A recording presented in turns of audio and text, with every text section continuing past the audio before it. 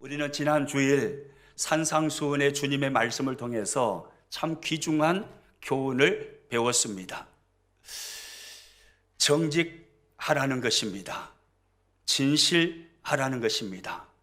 거짓말해서는 안 된다는 주님의 말씀이었습니다. 마태복음 5장 37절 말씀 같이 한번 읽습니다. 오직 너희 말은 옳다 옳다 아니라 아니라 하라. 이에서 지나는 것은 악으로부터 나느니라. 오직 너희 말은 옳다 옳다 아니라 아니라 하라. 무슨 말입니까? 옳은 것은 옳다라고 말하고 아닌 것은 아니다라고 말해라. 모든 것을 있는 그대로 진실하게 정직하게 말을 해야 한다라는 주님의 교훈이었습니다. 예수님께서 오늘 이 시대를 살아가는 예수님의 제자인 저와 여러분을 향하여 강력하게 요청하시는 것 하나는 정직입니다. 진실입니다. 거짓말을 하지 않는 것입니다. 그런데 지난 주간에 우리나라에서 오미크론 변이 바이러스에 처음으로 감염된 인천의 모 목사님 부부의 거짓말로 한국교회가 또다시 도마 위에 올랐습니다.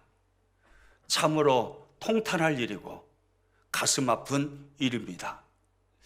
나이지리아에 세미나 참석하고 돌아왔습니다. 인천공항에서 집으로 가는 길에 마중 나온 우즈베키스탄 국적의 30대 남성의 차를 타고 갔는데 방역 택시를 타고 갔다고 거짓말을 한 것입니다. 우즈베키스탄 30대 남성이 며칠을 지인들과 또 친척들 50여 명을 만났는데 그 이후에 오미크론 확진 판정을 받은 겁니다. 그래서 목사님의 거짓말이 들통나 버린 것이죠. 참으로 부끄러운 일이 아닐 수 없습니다. 목사로서 부끄럽고 한국교회가 또다시 세상 사람들 도마 위에 올라가서 또 구겨지는 모습에 가슴 아픈 그런 마음을 아마 저뿐만이 아니라 여러분 다 가졌을 것입니다. 지난 주일 부산 수영로교회 이규현 목사님 설교를 들어보니까 참 제가 그 설교를 들으면서 중요한 사실 하나를 깨달았습니다. 예수님께서 최후의 만찬을 하시면서 제자들에게 너희 중에 한 사람이 나를 팔리라 라고 말씀을 하십니다. 마가복음 14장 18절 말씀 같이 읽습니다. 다 앉아 먹을 때에 예수께서 이르시되 내가 진실로 너희에게 이르노니 너희 중에 한 사람 곧 나와 함께 먹는 자가 나를 팔리라 하신대. 예수님께서 이 말씀을 하신 것은 분명 사탄의 마음을 품고 있었던 가룟 유다를 회개시키고 돌아오게 하시기 위함이셨을 것입니다. 그런데 당사자인 가룟 유다는 꿈쩍도 하지 않습니다. 그런데 이상하고 놀라운 것은 이 말씀과 사실 전혀 상관이 없었던 가룟 유다를 제외한 다른 제자들은 마음의 찔림을 받습니다. 그래서 예수님께 혹시 나입니까 주님? 이렇게 질문을 합니다. 이어지는 19절 말씀 같이 읽습니다. 그들이 근심하며 하나씩 하나씩 나는 아니지요 하고 말하기 시작하니 너희 중에 한 사람이 나를 팔리라. 주님의 선포된 그 말씀을 듣고 가룟 유다를 제외한 다른 제자들은 혹시 나도 모르는 사이에 내 마음속에 주님을 팔고자 하는 마음이 조금이라도 들어와 있는 건 아닌가? 그렇게 근심하면서 주님께 두려움 가운데 나는 아니지요 라고 물은 것입니다. 가룟 유다는 전혀 꿈쩍도 하지 않습니다. 그런데 이 말씀과 실제로는 상관이 없었던 다른 제자들은 주님의 선포된 그 말씀을 자기 자신에게 적용을 시킨 것입니다. 그 말씀을 나에게 주시는 말씀으로 받고 나에게 적용을 시켜보니 나도 모르는 사이에 내 마음에 악한 마음이 깃들여서 혹시 주님을 팔려는 그런 악한 자는 혹 아닌가? 주님의 선포된 말씀을 나에게 주시는 말씀으로 받고 자신에게 적용을 시킨 것입니다. 그러다 보니까 나는 아니지요. 두려움 가운데 예수님께 물은 것입니다. 그런데 가룟 유다는 이 말씀을 정말로 들어야 했던 가룟 유다는 전혀 그 말씀을 자신에게 적용시키지 않았습니다. 여러분, 혹 거짓말을 했던 인천의 모 교회 그 목사님 부부가 이 모습은 아니었을까요? 가룟 유다처럼 주님의 선포하신 말씀을 전혀 자신에게 적용시키지 않은 그 모습 말입니다.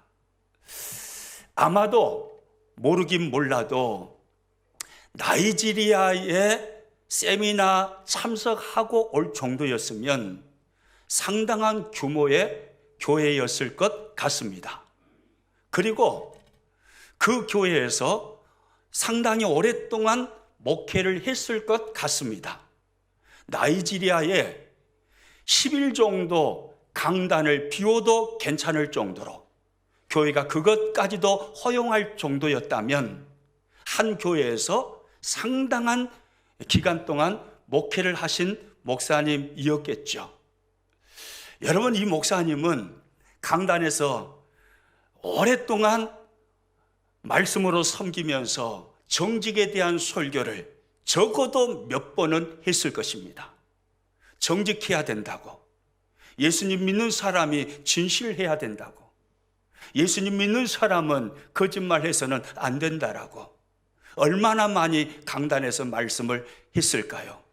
그런데 정작 이 목사님은 자신이 선포한 말씀에 대하여 자기 자신에게는 적용을 하지 않은 것입니다. 만약에 강단에서 선포한 정직에 대한 말씀을 자신에게 적용을 시키고 그 말씀을 살아내기 위해서 몸부림치는 삶을 살아왔었다면 그분은 어떤 위기를 느꼈을지라도 거짓말은 하지 않았을 것입니다. 이 기사를 읽으면서 강단에서 설교하는 같은 목사로서 저는 두려움을 느꼈습니다. 혹 나는 아닌가? 내가 말씀을 매일 새벽마다 준비해서 전하고 주일날 전하고 날마다 말씀을 강론하고 강단에서 선포하는데 그 선포되는 말씀에서 나를 죄시키고 있는 것은 아닌가? 라는 질문이 되었습니다. 그런 측면에서 말씀을 전하는 목사인 저를 포함해서 교회에서 가르치는 위치에 있는 교회 리더들은요, 참으로 조심해야 합니다. 다른 사람은 잘 가르치는데 자신에게는 적용시키지 못한다면 그러면 참 부끄러운 그리스도인이 되는 거죠. 중요한 것은 나에게 먼저 적용시키는 것입니다. 내가 가르치기 전에 그 말씀을 나에게 먼저 적용시키고 나에게 적용시켜서 살아낸 말씀을 가르치고 선포할 때에 그 말씀이 힘이 있고 능력이 있음을 믿습니다. 오늘 또 우리는 산상수 말씀을 통해서 주님의 가르침을 받게 될 것입니다. 이 말씀을 받으면서 저와 여러분 모두는 나에게 주시는 주님의 말씀으로 받으시기를 축복합니다. 이 말씀은 아무에게 필요한 말씀이야. 이 말씀은 우리 집 누가 들어야 할 말씀이야. 그렇게 생각하는 게 아니라 이 말씀은 주님이 나에게 주시는 말씀이구나. 나에게 적용하는 말씀이 되시기를 축복합니다. 오늘 말씀은요, 매우 간단합니다. 말씀의 내용은 단순합니다. 심플합니다. 그런데 살아내기는 몹시 힘든 말씀입니다. 살아내기 힘든 말씀이지만 이 심플한 주님의 말씀을 우리 모두 나에게 주시는 말씀으로 받고 그 말씀을 적용하여서 살아내기 위하여 몸부림치시는 저와 여러분 모두가 되시기를 주님의 이름으로 축복합니다. 저는 오늘 주님이 말씀하신 산상수훈 말씀을 통해서 관용, 세상을 살아가는 방식이라는 제목으로 말씀을 나누기를 원합니다. 관용이라 함은 다른 사람의 잘못을 너그럽게 받아주고 용서하는 것을 말합니다. 예수님을 따르는 제자인 저와 여러분을 향하여서 예수님을 따르는 제자는 관용의 삶을 살아야 된다라고 말씀을 하십니다. 이것이 예수님을 믿는 사람들이 세상을 살아가는 방식이라는 것입니다. 중국의 훌륭한 복음 전도자였던 오치만 니의 글에 이런 자신의 간증이 나옵니다. 그가 젊은 시절에 농사를 했답니다. 어느 해 몹시 가뭄이 들었습니다. 그래서 양수기를 빌려서 양수기로 물을 퍼 자신의 논에 대었습니다. 그리고 그 다음 날에 논에 가봤습니다. 그런데 이상해요. 어제는 충분하게 물을 대가지고 논에 물을 채워 놓았는데 그 다음날 가서 보니까 물이 쏙 빠져 있어요. 웬일인가 싶어가지고 논을 한 바퀴 돌아봤답니다. 돌아보니까 그 이웃 논 주인이 논두럭을 딱 잘라가지고 거기다가 물꼬를 터가지고 그 오치만 니의 논에서 물을 빼간 거예요. 그걸 보고 얼마나 화가 났겠어요. 그래도 나는 예수님 믿는 사람이야. 이것 가지고 화를 내서는 안 되지 하고 참았답니다. 그리고 또다시 양수기를 빌려가지고 자기 논에 물을 퍼서 물을 댔습니다. 충분하게 채워놓았습니다. 그리고 그 다음날 아침에 또 논에 가보았더니 또 똑같은 모습이에요. 자신의 논에는 물이 쫙 빠져 있고 돌아보니까 또다시 논두럭이 잘려져 있고 거기 물꼬를 통해서 이웃집 이웃 논 주인이 자기 논에 물을 빼간 것입니다. 화가 났습니다. 그래서 정중하게 따지기로 생각을 하고 이웃 논 주인에게 찾아갔답니다. 그래서 정중하게 말씀을 드렸습니다. 입이 10개여도 이웃 논 주인은 할 말이 없었겠죠. 그래서 사과를 받았습니다. 다시는 그렇게 하지 않겠다라고 다짐까지 받았습니다. 그런데 이상합니다. 자신이 잘못한 건 아닙니다. 정당한 것을 행한 것입니다. 그런데 마음의 기쁨과 평강이 사라져버렸습니다. 오치만 니가 예수 그리스도 안에서 누렸던 구원의 기쁨과 감격이 그 일을 경험한 후에 사라져버린 겁니다. 그래서 하루는 오치만 니는 저녁 시간에 하나님 앞에 무릎을 꿇습니다. 그리고 기도합니다. 하나님, 제가 잘못한 것도 아니지 않습니까? 저는 정당한 것을 했습니다. 그리고 사과도 받았습니다. 다시는 그렇게 하지 않겠다고 다짐도 받았습니다.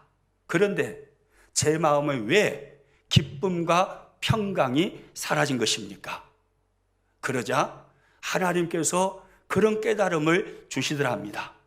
하나님의 음성처럼 성령께서 마음을 감동하시는데 오치만 니, 너는 왜 정당한 것만 따지려고 하느냐? 그것보다 더 위대한 일은 행할 수 없겠느냐? 이런 주님의 음성 같은 성령의 감동이 마음에 느껴지는 거예요. 그래서 그 성령의 감동을 받고 곰곰이 생각했답니다. 그리고 그 다음 날 양수기를 또 빌려가지고 이번에는 자기 논에다가 물을 댄 게 아니라 논둑을 잘라서 물을 빼간 이웃 논, 그 논에다가 물을 허벌나게 대본 겁니다. 그래가지고 충분하게 물을 대놓고 몇 시간 동안 물을 품어서 물을 댄 후에 그리고 자신의 논에다가 물을 대었습니다. 나중에 이웃논 주인이 이 사실을 알았습니다. 얼마나 감사했겠어요. 감동을 받았습니다. 그래서 워치만 네가 믿었던 그 예수님을 이웃논 주인뿐만이 아니라 그 가족 모두가 예수님을 믿었다라는 이야기입니다. 여러분, 이것이 주님이 원하시는 관용의 삶이죠. 타인의 잘못을 너그럽게 받아주고 용서해 주는 그 마음, 이것이 주님께서 오늘 성경을 통해서 우리들에게 말씀하시는 그리스도인들의 세상을 살아가는 방식입니다. 오늘 본문의 예수님은 이렇게 말씀을 시작하십니다. 38절 말씀 같이 읽습니다. 또 눈은 눈으로 이는 이로 갚으라 하였다는 것을 너희가 들었으나, 눈은 눈으로 이는 이로 갚으라. 구약 성경에 나오는 보상법의 말씀으로 예수님은 입을 여십니다. 눈은 눈으로 이는 이로 갚으라. 다른 사람이 나에게 행한 대로 갚으라는 거죠. 내가 다른 사람에게 행한 대로 갚음을 받는다는 것입니다. 보상법입니다. 그런데 우리는 성경을 읽으면서 이 보상법을 잘 이해해야 합니다. 이 보상법에 대한 말씀은 출애굽기 21장, 레위기 24장, 신명기 19장에 자세하게 설명되어 있습니다. 먼저 우리가 이 보상법을 알아야 할 것은, 이 법은 스스로 개개인이 적용하라고 주신 것이 아니다라는 사실이에요. 출애굽기 21장 22절 말씀 같이 읽습니다. 사람이 서로 싸우다가 임신한 여인을 쳐서 낙태하게 하였으나 다른 해가 없으면 그 남편의 청구대로 반드시 벌금을 내되 재판장의 판결을 따라 낼 것이니라. 이 말씀 잘 봐보세요. 사람이 서로 싸우다가 임신한 여인을 쳐서 낙태하게 했어요. 그러면 낙태당한 그 여인의 남편이, 네가 내 부인을 쳐가지고 아이를 낙태시켰으니까 눈은 눈으로 이는 이로 하나님이 갚으라 하지 않았느냐? 나도 너희 집 찾아가가지고 너희 아내 발로 차버려가지고 낙태시켜버려야겠다, 이렇게 준 말씀이 아니다 이 말이에요. 그 말씀이 아니라 다른 해가 없으면 그 남편의 청구대로 반드시 벌금을 내되 누구의 판결을 따라 낼 것이라고 말씀합니까? 재판장의 판결입니다. 재판장의 판결을 따라 낼 것이라 이렇게 말씀합니다. 그러니까 이 보복법은 자신이 스스로 적용하는 원리로 주신 법이 아니라 재판장의 원리로 주신 법이라 이 말이에요. 그러면 왜 하나님은 내가 당한 건데 내가 보복해야지, 그 보복의 권한을 한 개인에게 주시지 아니하시고 재판관에게 그 권한을 주셨을까요? 창세기 4장 23절 24절을 읽어보면 그 이유를 정확하게 알 수가 있습니다. 같이 읽습니다. 나의 상처로 말미암아 내가 사람을 죽였고 나의 상함으로 말미암아 소년을 죽였도다. 가인을 위하여는 벌이 7배일진데 라멕을 위하여는 벌이 77배 이르도다 하였더라. 라멕이 하는 말이 무슨 말입니까? 누군가가 나에게 해를 입히면 내가 77배의 벌을 주겠다, 77배로 온수를 갚아 주겠다, 이 말이잖아요. 여러분, 이것이 사람의 타락한 본성입니다. 여러분, 우리가 누군가에게 욕을 한번 먹었어요. 그러면 어떻게 해야 직성이 풀립니까? 똑같이 욕 한번 먹은 만큼만 갚아주면 직성이 풀린가요? 아니에요. 우리 사람은 그렇게 되어 있지 않습니다. 하나 얻어맞으면 내가 2대를 때리든지 3대를 때리든지 다리 몽둥이를 분질러 버려야, 그래야 직성이 풀리는 게, 이것이 타락한 우리 인간의 본심입니다. 이것을 너무나 잘 아시는 하나님은 우리 사람을 보호하시기 위한 수단으로 우리를 사랑하시기 때문에 재판관에게 이 판결의 권한을 맡기고 그리고 그렇게 행하도록 하나님이 하신 것입니다. 그러니까 이것은 원수를 갚으라는 말씀이 아닌 거예요. 하나님께서 보호 차원에서 사람을 사랑하시기 때문에 내가 실수로 누군가에게 해를 입혔는데 하나님이 이 울타리를 쳐놓지 아니하시면 더 많은 해를 입을 게 뻔하니까 하나님께서 그렇게 당하지 아니하도록 보호 차원에서 우리를 사랑하심으로 이 법을 허용해 주셨다 이 말이에요. 그리고 또 하나는요, 이 보복법은 이웃사랑을 가르쳐 주시기 위하여서 하나님이 주신 법입니다. 여러분 한번 생각해 보세요. 내가 누군가의 눈을 상하게 했어요. 그러면 이 상하게 한 사람은 뭔 생각을 하겠어요? 아이고 잘못했다가는 내 눈도 저렇게 상하게 되겠네, 이런 생각을 당연히 하겠죠. 왜요? 눈은 눈으로 라고 말씀하셨으니까요. 내가 누군가의 일을 실수로 뻔질러 버렸어요. 뻔질러는 순간에 무슨 생각을 하겠어요? 아이고 잘못했다가는 나도 내 이 뻔질러지겠네, 이런 생각을 하게 되겠죠. 이는 이로라고 말씀하셨기 때문에 그렇습니다. 그러니까 다른 사람에게 행동을 할 때 조심할 수밖에 없는 거죠. 다른 사람의 몸을 내 몸처럼 생각할 수밖에 없는 거죠. 다른 사람을 소중히 여기고 다른 사람을 사랑할 수밖에 없게 되는 것입니다. 그러니까 구약 성경에 하나님께서 말씀하시는 이 보복법은 우리 사람을 보호하시기 위한 수단으로 우리를 사랑하셨기 때문에 주신 것이고, 이웃 사랑을 실천하도록 하시기 위하여서 이 보복법을 허용해 주신 것입니다. 그런데 눈은 눈으로 이는 이로 갚으라는 보복법의 율법의 말씀을 예수님 당시에 서기관들과 바리새인들은 잘못 가르친 것입니다. 눈은 눈으로 이는 이로 갚아라, 원수 갚아라, 악을 대적해라 라고 가르쳐버린 거예요. 오늘 보면 38절을 보면 그걸 잘 알 수가 있죠. 다시 한번 읽습니다. 또 눈은 눈으로 이는 이로 갚으라 하였다는 것을 너희가 들었으나, 예수님께서 제자들에게 하시는 말씀이죠. 너희가 누군가에게 들었다 이 말입니다. 누군가에게 이 가르침을 받았다 이 말입니다. 눈은 눈으로 이는 이로 갚으라는 가르침을 누군가에게 받은 것입니다. 제자들은. 그러면 제자들은 누구에게 이 가르침을 받았겠습니까? 지난 주일에도 우리가 생각해 보았습니다마는 이 가르침은 그 당시에 하나님의 율법과 유대인의 전통을 가르쳤던 서기관들과 바리새인들을 통해서 제자들은 이것을 가르침을 받았고 이것을 들었습니다. 그 제자들에게 주님이 말씀하시는 것입니다. 너희들이 들은 것은 잘못 들은 거란 말이에요. 가르침을 잘못 받은 거라 이 말입니다.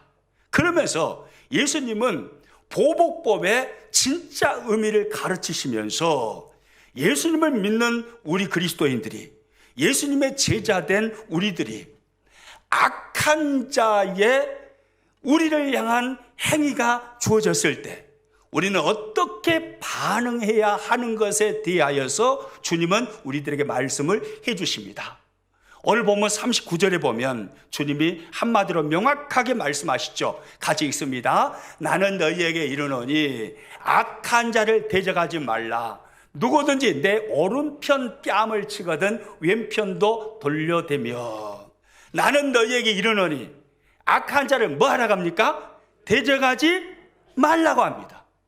예수님의 말씀은 악한 자를 대적하지 말라는 것이지, 서기관들과 바리새인들처럼 보복법에 대한 율법을 잘못 해석하여서 눈은 눈으로 이는 이로 갚으라, 원수를 갚아라, 악한 자를 대적해라, 그런 말씀이 아니다 이 말이에요. 악한 자를 대적하라고요? 하지 말라고요? 하지 말라고요. 참 순종하기 어려운 말씀입니다. 그럼에도 불구하고 우리는 우리 자신에게 적용을 해야 합니다. 그리고 몸부림쳐야 합니다. 할렐루야. 악한 자를 대적하라고요? 대적하지 말라고요? 대적하지 말라고요. 따라서 합니다. 악한 자를 대적하지 말라. 다시 한번요. 악한 자를 대적하지 말라. 주님이 누구에게 주시는 말씀이에요? 저 양반에게 주시는 말씀이에요? 나에게 주시는 나에게. 여러분에게도 주시는 말씀이지만 지금 말씀을 전하고 있는 나에게 주시는 주님의 말씀. 종아, 악한 자를 대적해서는 안 된다. 온수 갚는 것은 하나님께 맡기고 너는 관용의 삶을 살아야 된다. 타인의 잘못을 너그럽게 받아주고 모든 것을 용서하는 관용이 너가 세상을 살아가는 삶의 방식이다. 이 말씀을 저에게도 하시고 여러분 모두에게도 주님은 하시는 것입니다. 악한 자를 대적하지 말라. 그러면서 구체적으로요, 악한 자를 대적하지 말라라고 말씀하신 주님은 실예를 들어서 설명을 해 주십니다. 첫 번째 예가 이것입니다. 누구든지 내 오른편 뺨을 치거든 왼편도 돌려대라. 이것이 주님의 말씀입니다. 악한 자가 갑자기 이유 없이 나에게 다가와서 오른편 뺨 팍 때려버렸어요. 기분이 나빠요? 안 나빠요? 나쁘죠. 그런데 주님은 기분 나쁘다고 따지지 말고 왼편까지 돌려라. 여기도 때려주시오. 왼편까지 돌려대라. 이것이 주님의 말씀입니다. 그리고 40절에 또 이렇게 말씀합니다. 또 있습니다.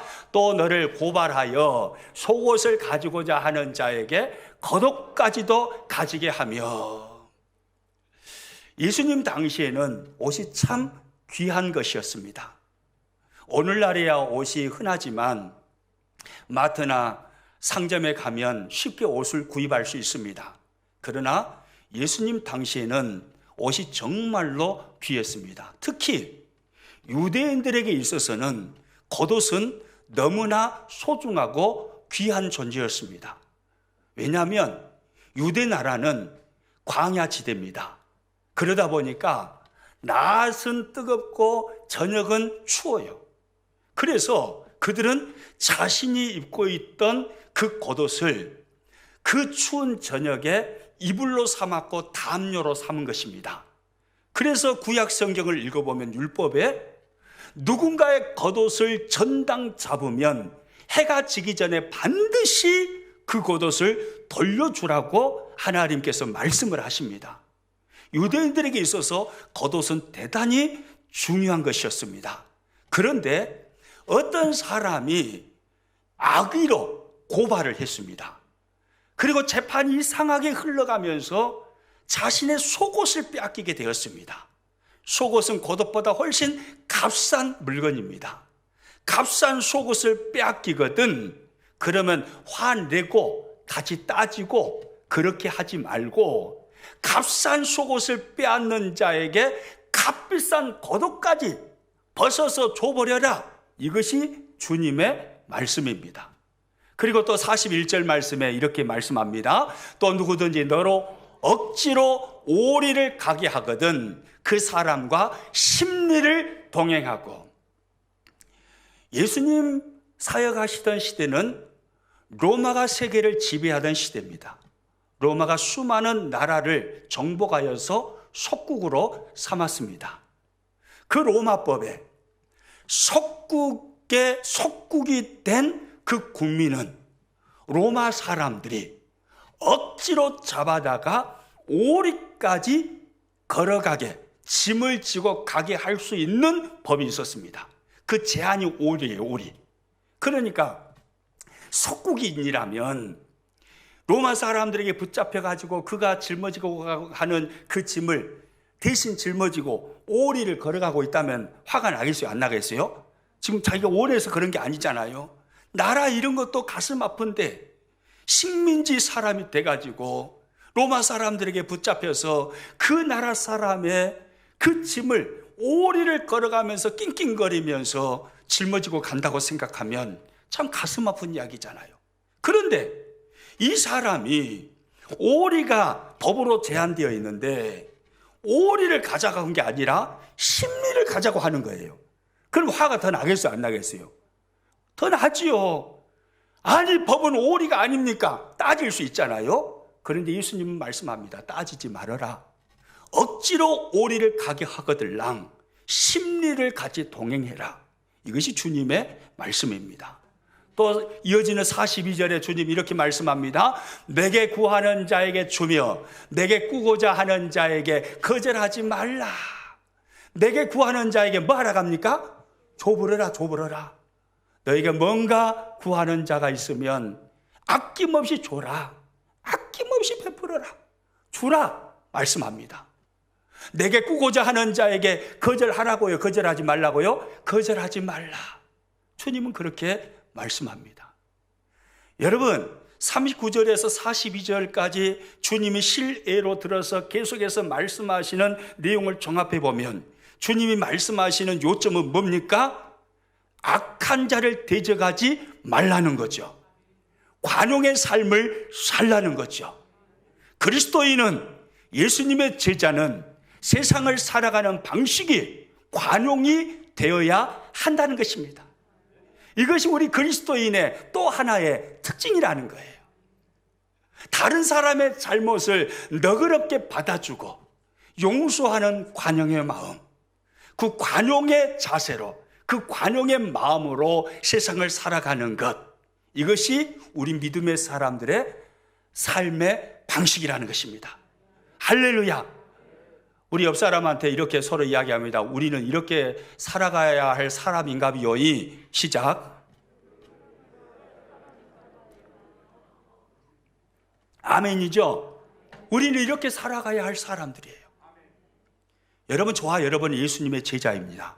아멘입니까? 우리는 예수님을 믿는 사람입니다. 그리고 예수님을 스승으로 따르는 제자입니다. 아멘인가요?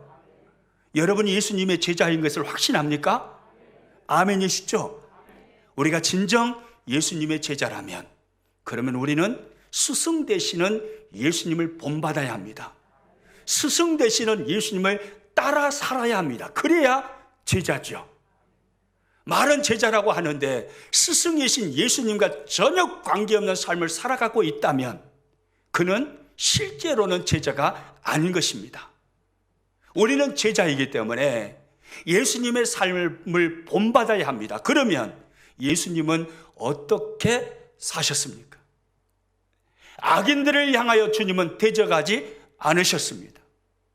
악인들의 모든 죄악을 예수님은 대신 담당하시고 짊어지시고 그들의 죄를 위하여 십자가에 오르셨고 자신의 목숨을 내어주셨고 모든 악인들을 주님은 용서해 주셨습니다.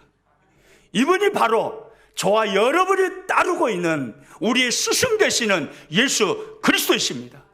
그러므로 제자인 우리는 예수님을 따라서 완벽하지는 못할지라도 그렇게 살아가기 위해서 발버둥을 치고 몸부림을 쳐야 하는 것입니다. 그래야 제자입니다. 아멘입니까? 여러분, 성경은요, 예수님께서 말씀하신 이 산상수훈 외에도 악한 자를 향하여 대적하지 말라라는 그 많은 말씀들이 나옵니다.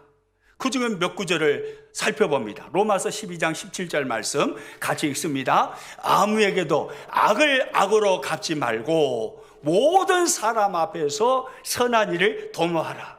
아무에게도 악을 악으로 갚으라 합니까? 갚지 말라 합니까? 갚지 말라 합니다. 악한 자를 대적하지 말라는 것입니다. 악인의 행위에 대해서 온수 갚지 말라는 것입니다. 악을 악으로 갚지 말라. 그러면서 모든 사람에게 선한 일을 도모하라. 이것이 성경의 말씀입니다.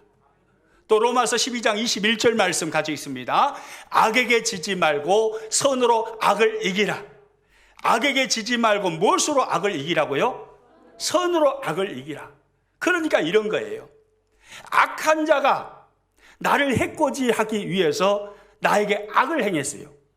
그러면 나는 악을 뒤집어 써버렸잖아요. 악을 딱 뒤집어 썼으니까 열을 허블나게 받아버려요. 그래가지고 나한테서 빠져나가려고 하는 것이 악이란 말이에요. 악을 뒤집어 쓰니까 더 성질 나가지고 더 큰 악으로 대적을 하려고 합니다. 그때 말씀을 기억해야 됩니다. 악에게 지지 말고 무엇으로 악을 이기라고요? 선으로 악을 이기라.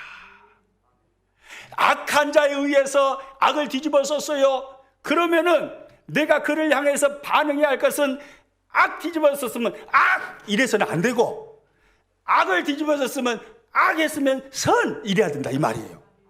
뭔 말인지 아시겠어요?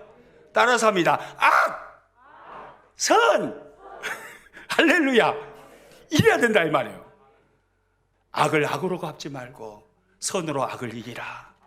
이것이 하나님의 말씀입니다. 그리고 베드로전서 3장 9절에 이렇게 말씀합니다. 같이 읽습니다. 악을 악으로 욕을 욕으로 갚지 말고 도리어 복을 빌라. 이를 위하여 너희가 부르심을 받았으니 이는 복을 이어받게 하려 하심이라. 아멘. 여러분, 대단히 중요한 말씀입니다. 이 말씀 잘 봐보세요. 하나님께서 우리를 부르신 이유가 여기에 명확하게 나와 있습니다. 악을 악으로 욕을 욕으로 갚지 말고 도리어 복을 빌라. 이를 위하여 너희가 부르심을 받았으니. 악을 뒤집어 썼을 때 악으로 반응하지 말고, 욕을 뒤집어 썼을 때 욕으로 반응하지 말고, 악을 뒤집어 썼을 때 선으로 반응하고, 욕을 뒤집어 썼을 때 선으로 반응하면서 나에게 악을 행하고 나에게 욕을 행한 그 사람을 위하여 복을 빌라는 것입니다. 따지고 싸우려고 하지 말고 온수 갚으려고 하지 말고 오히려 반대로 그를 긍휼히 여기면서 그를 위하여 기도하며 그에게 복을 빌라.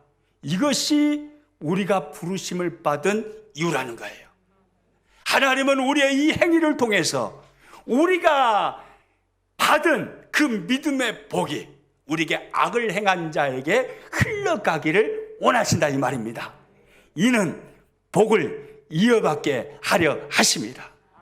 우리의 이 선한 행위가 우리에게 악을 행한 자의 마음을 감동시키므로 우리의 선한 행위를 통해서 내가 믿는 믿음의 복을 그도 이어받아서 그도 하나님의 사람이 되게 하는 것, 이것이 세상을 구원하시는 하나님의 방법입니다. 저와 여러분은 이런 사람으로 부름받은 것입니다. 그러므로 악을 뒤집어 썼으면 악으로 반응해버리면 내가 부름받은 목적대로 살지 못하는 거예요. 악을 뒤집어 썼으면 뭘로 반응해야 돼요? 선.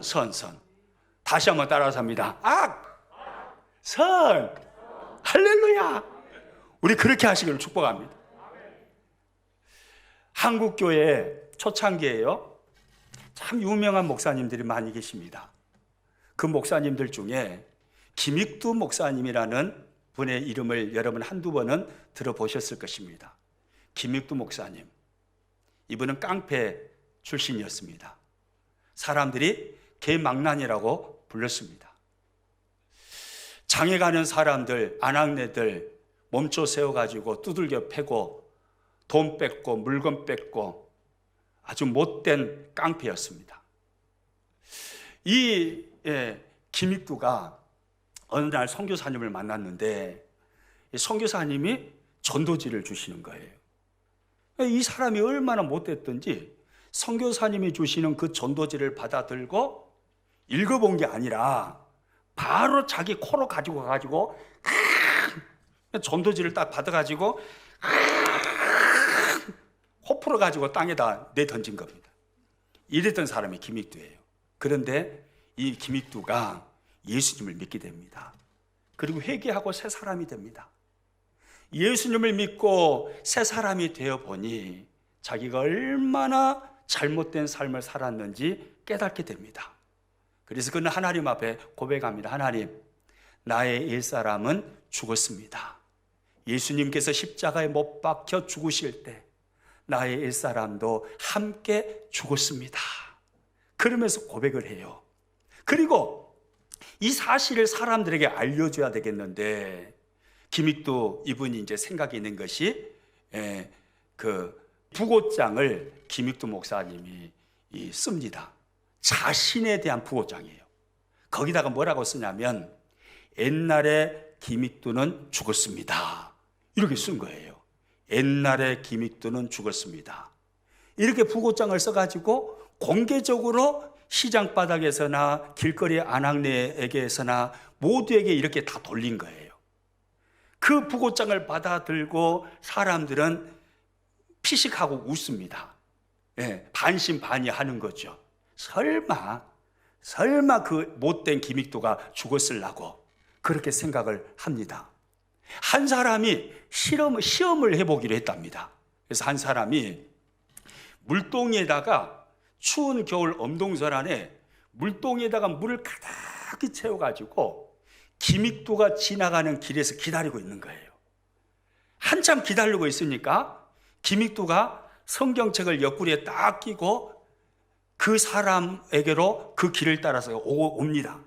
그래서 자기 앞에 오니까 물동이에 물을 가득히 담은 이 사람이 김익도에게 전부 다 부숴버렸어요. 머리끝에서 발끝까지 완전히 흠뻑 젖어본 거죠. 예. 이 엄동설안은 얼마나 추웠겠어요. 김익도 입장에서 화가 났겠습니까? 안 났겠습니까? 화가 났겠죠. 그런데 김익도가 그런 말을 하는 거예요. 자네 말이야, 내가 예수님을 믿고 옛사람이 죽은 것을 참으로 기뻐하게. 만약 그렇지 않았다면 오늘 자네는 요절이 났을 걸세. 그러면서요, 아무 반응도 안 하고 그리고 웃으면서 김익도가 그냥 지나가는 거예요. 그 모습을 보고요, 물동에 물을 담아가지고 김익도에게 퍼부어버렸던 이 사람이 감동을 받아버린 거예요. 오메오메, 김익도가 진짜 변해버렸네. 예수님이란 분이 도대체 누구이길래 저 못된 뒷망나니를 저렇게 바꾸어 놓았는가? 김익도가 믿는 예수님은 도대체 누구인가? 그래서요, 이 사람이요, 물동이에 물을 담아서 김익도에게 부어버렸던 이 사람이 예수님을 믿게 되어버렸대요. 할렐루야. 여러분, 이것이 그리스도인의 삶입니다. 그리스도인은 변화된 김익도 목사님처럼 그렇게 사는 사람입니다. 관용, 이것이 세상을 살아가는 우리의 방식입니다. 해코지하는 사람 많죠. 속상하게 하는 사람 많죠. 상처 주는 사람도 있을 것입니다. 해를 입히는 사람도 있을 것입니다. 누군가에게 사기당하는 그런 입장에 있을 수도 있습니다. 그런데 성경은 말씀합니다. 절대로 악한 자를 대적하지 말라.